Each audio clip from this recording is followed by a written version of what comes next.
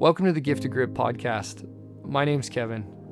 I started this podcast because I've had many conversations that have shaped who I have become. And I've had many conversations that I replay when I'm trying to push myself to become a better person.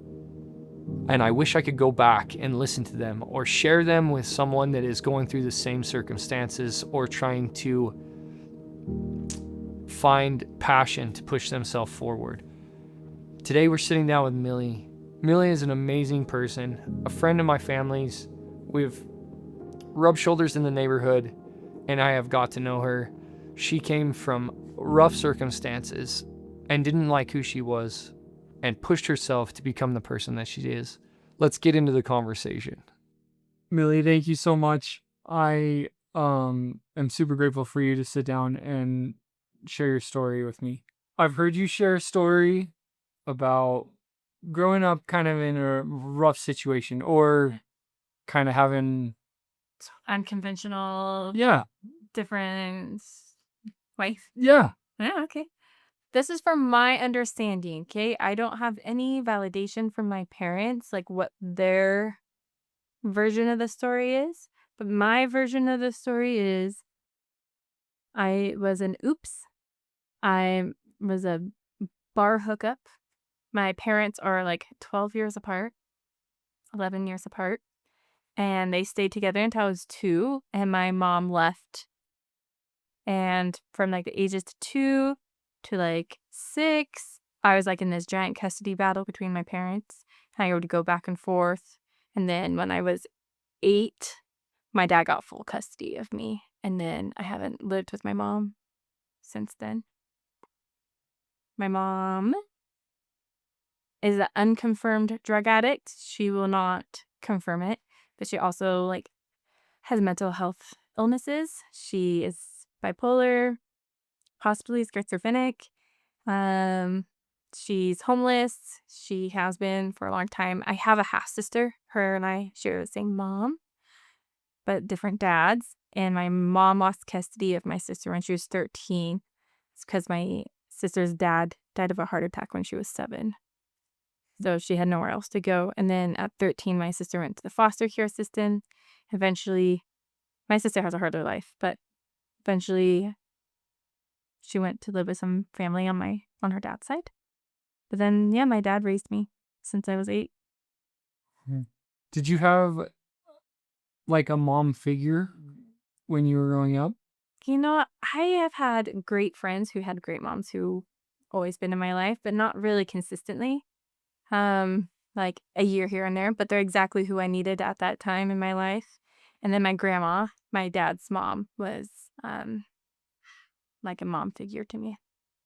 So you're like one of the sweetest moms I've met. And for someone that didn't or doesn't seem like it, you had a steady example of being a mom. What pushed you and gave you the courage to not just stay in the comfort and move to the thing that you wanted to be? Well, I'm not where I want to be. Not even close. But I've been thinking about this a lot lately because my dad was an alcoholic. I remember still to this day at 33 years old, remember the bar's phone number that I had to call for my dad to come home at night. And I would have to call my dad to come home. And with my mom's history of drugs and alcohol, I didn't really want to drink alcohol or do those things. Because it seemed like addiction is so easy to happen in my family. And I just didn't want to be addicted to a substance like my family. But I graduated high school and I started partying a lot. And I want to say I was addicted. I 100% was a social thing. With my dad being who he wasn't really involved in my life, right? And I just was seeking people's love and acceptance. And I had no me. I feel like growing up. Right. Because I was just bending to what I want to be friends with this person. What does that person like? I will be that person. And I was never taught to be confident in who I am and like work on my talents or whatever like characteristics or attributes I want to work on. I was never told like, oh, Millie, if you want to be more kind, then do it. Or here's how you can be kind, right? It's just like, oh, this person really likes screamo music. And so I have to like screamo music. So that person will want to be my friend, right? And so I feel like I did that my whole childhood. It was just been making myself to be loved and accepted by other people. And so I would change who I was. And I feel like I didn't find out who I was until I found the gospel. Like, before I knew who Jesus Christ was and that I was a daughter of a heavenly God, like, I would have just been that fairy in the fields because I wouldn't have been taught my worth or I wouldn't have been taught that I am loved already.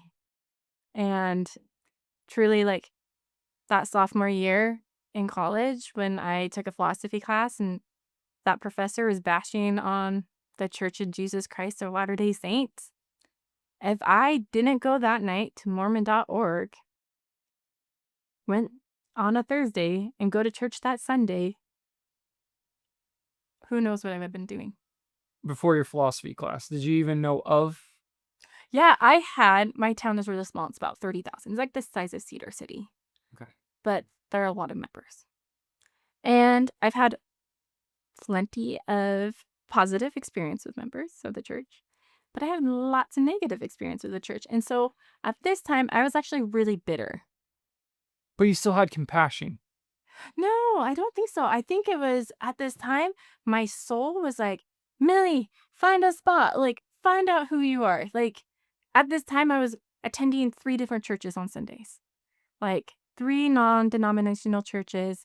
And I felt like when the professor was like, why would you want to be a Mormon? And I was like, you know what? I should learn what they believe in before I judged the church. Like, don't judge the doctrine based on the people. And you feel that, like, totally changed your trajectory? Oh, 100%. Like, immediately? I think it took me a few, like, it took me, I'm going to say yes. It changed me immediately. Like, it gave me confidence. It gave me purpose. It gave me a direction. But, like, who I am inside, like my characteristics, took me a while. It's still taking me a while to like change the inside of my heart. It's imposter syndrome. No, it is, but it's not. It's like, like when other people see you, they only see the best part of you. Yes. Yeah, but you don't see me all day. So you don't see me when I'm about to lose my shiz on my kids, okay? And I go stand in the corner and I scream because I'm about to scream at them. Like, you don't see that part. So, like, on the outside, I look calm, cool, and collected. But on the inside, I'm like, why wasn't I taught emotional regulation when I was 10? Like, kids today have it so much. Like, oh, not even just kids. But I feel like, oh my gosh, if I had the parent that I'm trying to be, how much further in life would I be? Because I feel like I'm always 10 steps behind where I want to be. Then, especially like other people my age who've had, like, not even like a nuclear family, but even like parents that were like involved in their lives and taught them things. Like I'm always 2 steps behind, and I'm like, finally I learned this thing, and I'm like, but you guys are still there. Like, why can't I catch up? Anyway, Do you feel that's a driving factor in you? In your progression, is that you feel behind, or is it that you want to make up the time? I feel like it's more like it's a driving factor to like, yeah, that's what like, let me get there. Like, how can I get there? What can I do to get there? Like, this is who I want to be. I didn't even know this was a possibility. Like, meeting other people, I'm like, oh my gosh, I didn't even know that was a thing. And so that makes me want to do it. Right. You just said some stuff that like caught my ear, and you said you like you're always pushing yourself because you fell behind. Yeah. I don't ever see you in that light. Like, I see you as someone ahead of the game, that has a deeper knowledge and a deeper compassion for people. I think that's what drew me to you, was that, one, I hope that you like screamo music because you like screamo music. Well, I do now. Acquired taste, right? It's an acquired taste. Because that was what we first bonded over. Yes. To me, when I met you, you seem beyond your years in experience, and your like tenacity of being able to push through things like intrigued me, made me want to like keep peeling back the layers. And like the more we hung out, the more you hung out at the house while the kids were playing, like I just got to peel back more layers of you, and I got to see another version of Millie. Yeah. And like it ceases to amaze me that every time I hang out with you, that's where it is, or any interaction I have with you, I like there's a whole nother layer of intrigue in how you could come from rough circumstances and polish yourself into something that you know that your kids will be happy with. And like, you are such a great mom. I've seen that. So it like astonishes me that someone that with I came from such a solid base of just like hard work, just, you know, great work ethic, good solid parents, like, um and still screwed up, like, and still managed to find the rough way, right? Like, and I think that's part of my journey of figuring out who I was I had to do everything the hard way. Even though this nice, beautiful path was laid out. Yeah, You're like, let me go off. No. Yeah. Why take the easy road when there's like dangerous fun stuff on the sides, right? No. It was hard for me to like keep pushing and figure out where I wanted to be, even with great examples. And it astonishes me that you're able to do that with not a solid example all the time. Like I was home every night. Like, I had an example to look forward or look up to. You have a passion to push yourself, if I could say that. Yeah. Right? Like, one of the first invitations I think I got from you was like, you should run. Probably. And I was like, no, I'm not running anyway. Unless someone's like, well, running sucks. I don't blame you. You say that, but you're a pretty accomplished runner. I won't say accomplished. Have you met Shanna? I have met Shanna. I think But I've done a lot. You've done a lot of running. Yeah. For someone that claims to not like to run. Yeah. Right? Yeah. Like, where does that come from? Like, you don't like to run. Mm-hmm. I don't. But you've ran more races than most of the people I know. It's addicting. What is addicting about it? Okay. So, I did not run my first mile ever. Like, you know when you run a mile in high school? Because you have to? No, I never did that.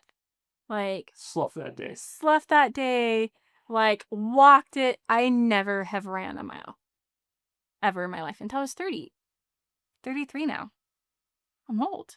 But I remember when I was in high school and I was like, I'm going to join the cross country team.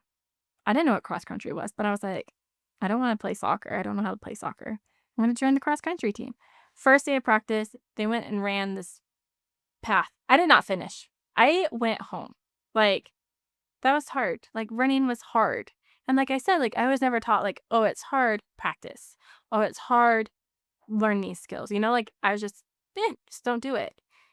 And so in 2022, I watched the World Championship Ironman in St. George. It was the first time not held in Kona. I was downtown. I went and watched the pros in the morning. And then at night, I went and watched the last people crossing the finish line. And it was insane. You saw all shapes and sizes, young, super old, like 80s, high 80s people crossing the finish line doing the full Ironman. And I was like, you know what? If these people can do an Ironman, I can do a sprint triathlon, which is like maybe like this much of like an Ironman, you know? Mhm. I was like, I could do it. And so I started training. I like I found the triathlon club. I had a swim twice a week. I started going to that. And then I was like, okay, I signed up for one in October. This is like July. And I was like, no, I need to do one sooner. So I started one in August. But I never ran. I never ran a mile before. And so I had to start running. And I met my running coach at the dog park. It's just like, oh, start doing run walk intervals. So I would like walk for 1 minute, run for 1 minute, right? Until I got to a mile. And then like run for 3 minutes, walk 1 minute. And so I just built up the endurance. And I remember her taking me on my first like 5K run because my race is a 5K run. I was like, oh my gosh, I did it. Like I just did something I never thought I would do. And I was totally content with doing just a sprint. Like sprint was like the top of my aspirations. Like I'm going to do a sprint triathlon. I was like, maybe an Olympic. Nothing more than Olympic. Like that is insane. But then I did the sprint and I was like, oh, that was fun. I'm going to do another one. So then I did another one. I was like, well, now I need to do a bigger one because We gotta have a challenge. like that was fun. Like how much more can I do? So then I just kept doing it. And then it was just like so cool to me be like being taught, oh, if it's hard, just give up, to me and like, wow, I never thought I would run a 5K. And then I just ran my first marathon. Like, still blows my mind. And I cannot, I have all the merchandise saying that I ran a marathon. But like in me, I'm like, I didn't run a marathon. No, I just ran a mile for the first time like 3 years ago, 2 years ago. Let me do math here. 3 years ago. What was it when you saw them crossing the finish line? Because this isn't the first time I've heard you say that. Like, Yeah. what was that like sparked something inside you? Like, what was it? I just thought I saw this very big man. I'm like, not like weight wise. He was a big man. I bet he was like 6'6" something, 300 pounds. Goliath. Just a giant footballer doing this triathlon. And I'm at the finish line just bawling my eyes out for these people I have never seen before. Like, screaming at them, cheering them on. Oh my gosh, I'm going to cry again. Have you ever watched a race? No. It is incredible. Like, I'll go on that tangent later. But I'm just like watching this guy and I'm like, I'm small. I am very petite. I know that. A lot of people think I'm fit. I'm not fit. Like, 10 pounds is really heavy for me to lift. And like, so I felt like I had this persona, like everyone thinks I'm fit because I'm small. I'm like, no, this is all genetics. Thank you. Like, thank you, Mom. Like, so I'm like, I just saw him and I was like, man, I can be as fit as people think I can be. So it's weird for me saying that out loud because like, I know I'm tiny, but a lot of people think I earn it and I don't. And I'm very, very grateful for my genetics. And so I'm grateful for people thinking that in me because it did make me be like, I want to be as fit as people think I am. Because I'm not.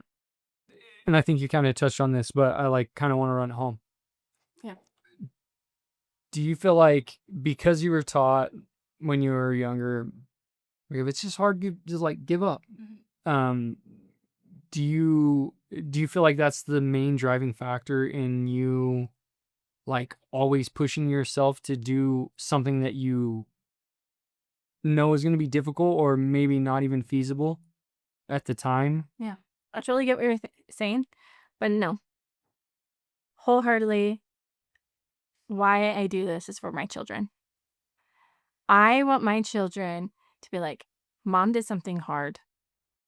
Mom woke up every morning, did something she didn't enjoy because she wanted to accomplish a goal. I don't want my kids to look at me and be like, wow, Mom gave up. And so, like, just last week, I took my daughter to the movies, and she told the cashier, the guy was like, oh, your name's Millie? And she's like, that's my mom. She ran the New York City Marathon. And I'm like, that's why I do it.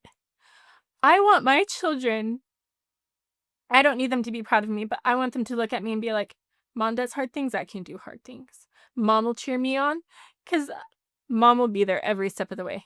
I got a cross-country meet, Mom is there. Mom hates dance, but Mom is at my dance recital. Like, I want to be that example to my daughters. That's the driving factor in you running. Oh, 100%. Or doing anything hard. You're always on to something new. Yes, because I want to show my girls that, like, whatever they want, they can do it. Like, my 4-year-old is trying to earn a Buzz Lightyear doll, and by hitting the baseball across the backyard, I'm like, you can do it. You got practice. Like, you can do anything. Like, you want to go to the Olympics? You can do it. Like, that's why I do it. So my girls can see that they can do it. Anything they want. You want to be the example of who I wish I had. Right. In my life. Right.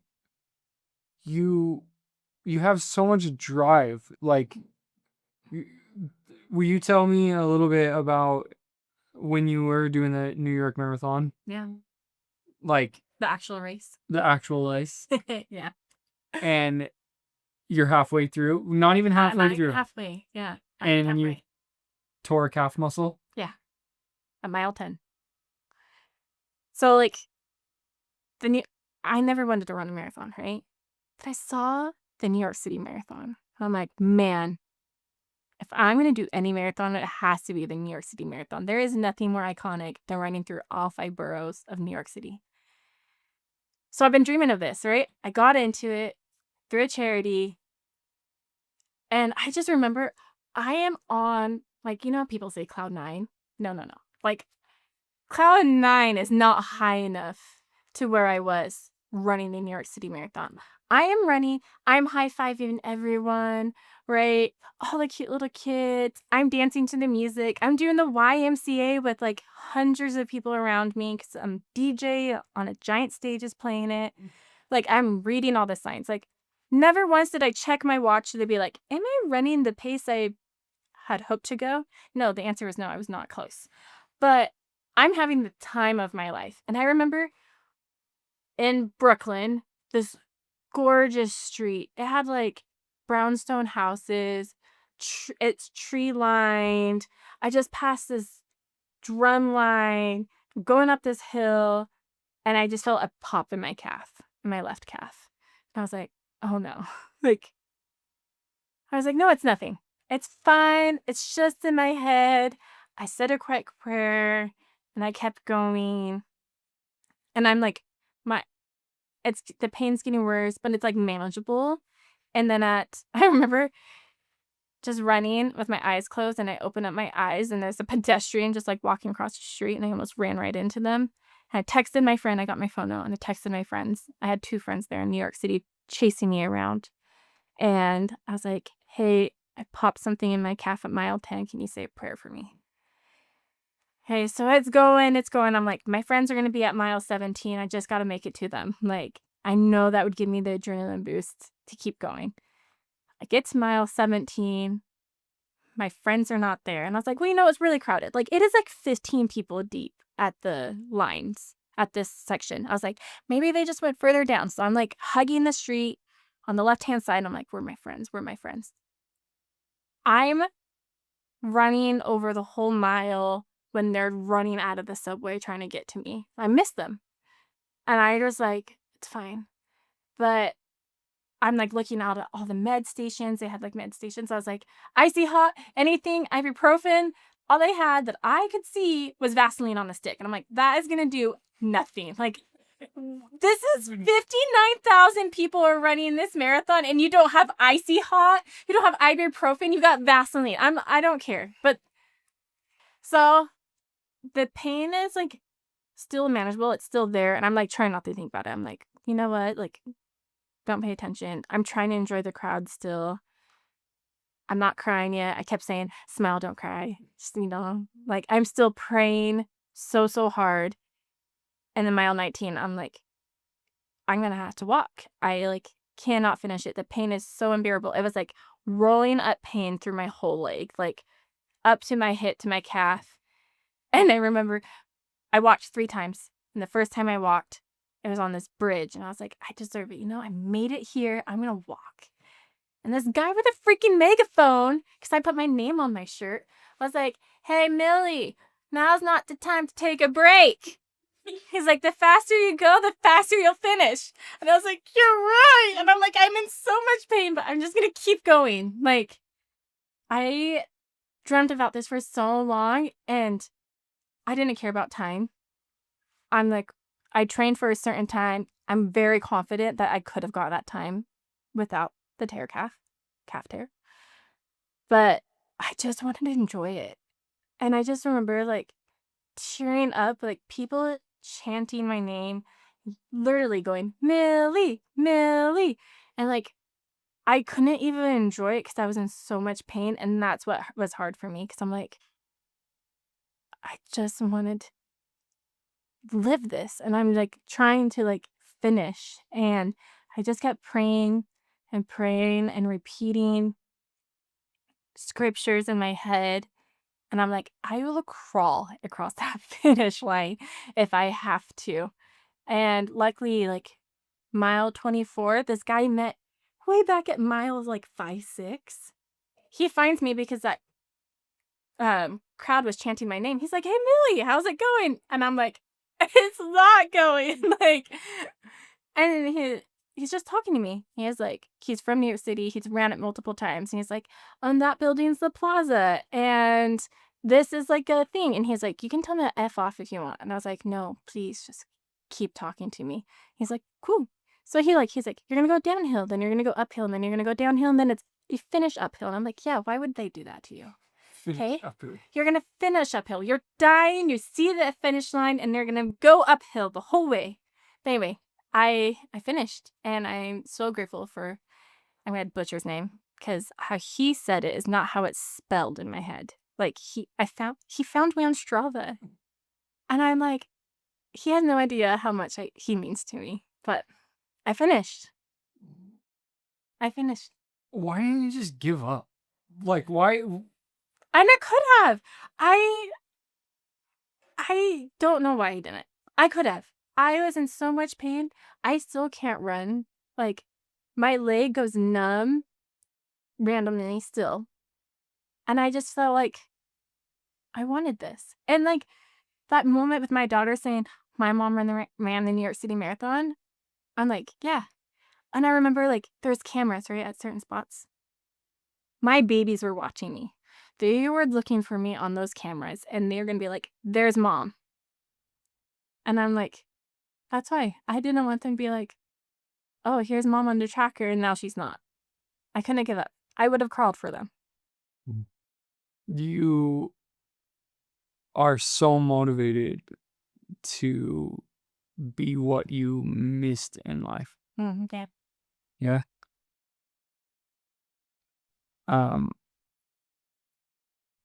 Was that that had to stem from somewhere in the beginning, or do you feel like that was something that evolved after you got married and became a mom? I feel like definitely 100% when I became a mom, I was like, I had goals and aspirations before I became a mom, but then I became a mom and I'm like, these little humans have me to look at. Like, I have to be the best person I can possibly be for them. Like, I don't want them to feel like they're always 2 steps behind. Like, I need to be the mom that can teach them emotional regulation. I need the mom to be them teach them how to do goals and skills and things because when they're growing up, I don't want them to feel like they're always catching up like I was. Honestly. Look at this sweet medal. You brought it. Of course I brought it. I would be still wearing it if I was socially acceptable. I feel like you shouldn't take it off. I know. Feel it. It's heavy. It's heavy. I know. Yeah. Has my name on it too. So you can't steal it. That was a big deal. It was a big deal. You fundraised before you got there. You worked your butt off just to be able to qualify to get there, let alone get there and still run. Not only the hurdles that it is to run, you ran with hurdles within the hurdles of your running. It inspires me that you have that much grit in you, that you can. So many people would have dodged out. I would have never started. Like, I don't run. Never. Yeah. Well, that's because you don't want to. Never. Well, because you've never seen a marathon. Just think about this. Okay? You have to find the thing that it's important to you to try hard in, right? Yeah. Mine just happened to be endurance sports. Like, even though I don't even enjoy most of them, I get such a thrill crossing the finish line that it's like, like a lot of people can like train and not have a race to look forward to. Great. I wish I was that person that was like, oh, I never race. I have multiple friends that do that. That's not me. No. I want that medal, that shiny medal, right? And so whatever it is, like you have to find. But for me, you go to a bigger race, okay? And you are standing on the sidelines and you have, just for instance, like the New York City Marathon, it's 59,000 runners. There were an estimate of 2 million spectators. I lost count by mile 3. I stopped counting how many people were saying my name and I was at 100 at mile 3. No one is going to remember me. They're not going to remember, remember cheering for Millie when she was at mile 3? No. But literally thousands of people were cheering for me. And how cool is that? That there are people cheering for people. And no matter what walk of life, you don't know. There was people, I ran past people that had one leg. I ran past people that had one arm. Or you see those hand cyclists. Like, you don't know what those people are doing from the marathon for. Maybe they're running for their parents who have cancer. Maybe they're running for their best friend who were just murdered. You don't know what their trials are going through. And you have millions of people cheering for them. It's like humanity at the best. And it's just so cool. Like, I want to be part of that. Like, now I'm not even running. I just can't wait to be at the sideline and just being like, cheering people on. You don't know what their goal is. You don't know why they want to run a marathon. It's so cool. You just want to cheer them. You just want to cheer in their them journey. on. Yes. And like, here's a goal that you're working so hard for. Like, I want to cheer you on. And like, aside from that, like, that's how I feel in my real life. Like, I was just going to say that. Like, I get so pumped for people. Like, they want to like learn a skill. I'm like, yeah, let's do it. Like, how can I help you? You want to watch YouTube with me? Like, you want to come to my house? Like, I want you to accomplish whatever your heart desire is. Whatever your goal is. Yeah. You always are encouraging. Like, I've never had a conversation with you where it wasn't like I feel like every time I talk to you, I leave with some sort of like charge. Like, Thanks. You need to do this better, or like, and not that you make me feel that I need to do things better. Like, it just, you almost leave with a challenge, right? Like like, if you don't like that, like, you'll pick out something that I say, and you're like, if you don't like that, you could change it. Like, like, if you didn't like that, like, why don't you just do this? Or why don't you, and now it makes more sense, like, where that comes from. You, in my eyes, always have seemed so driven. Um, and that that's what drew me to you, I think, is that you, like, you just you don't let life ever, I don't think I've, like, I think I've seen you upset, but you still have a smile on your face, like, always. Oh, you're nice. And that is like what I wanted people to see, is that even though it's hard and it might be bitter, like, you can do it with grace. And I feel like you, like, exemplify that. Like, you carry trials or challenges with grace, and accept the challenge, even though you know it's going to be hard. It's inspiring to me. And hearing you talk about the marathon does not inspire me to want to run. But you want to go spectate one now. You want to go cheer these people on. It to me, it's like a concert. You're all there for that one event. And at that, for that, those are your set, people. those are your people. For that set, whatever it is, right? If you're there for the headliner or you're there for the opener, like, you're there with those people, and accept who they are for who they are while they're with you. Yeah. And so I 100% see where you're coming from, either running in the race or being a spectator. I will definitely spectate, but I would not run. Okay. Perfect. Next race? Next race. I'll come watch you on your next race and cheer you on. But you shared a story that